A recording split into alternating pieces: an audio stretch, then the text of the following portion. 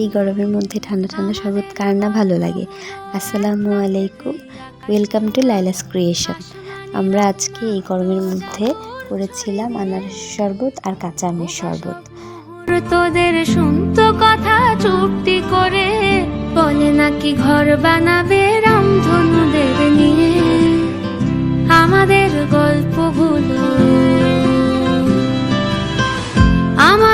গল্পগুলোর লাগাম ছাড়া স্বপ্ন ছিল।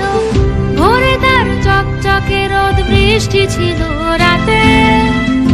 একখানা জাহাজ বাড়ি, সেখান থেকেই ঝর্ণা শুরু। কথা ছিল দুজন মিলেই স্বপ্ন দেখবো তাতে।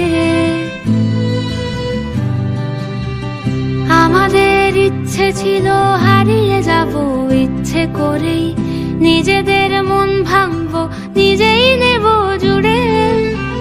জীবনের নতুন বানান লিখবো দুজন আজীবনে, প্রেমের রোজ শব্দ বসুক খাম খেয়ালের সুরে। পরিমাণ মতো আম দিয়ে, কাঁচামরিচ দিয়ে,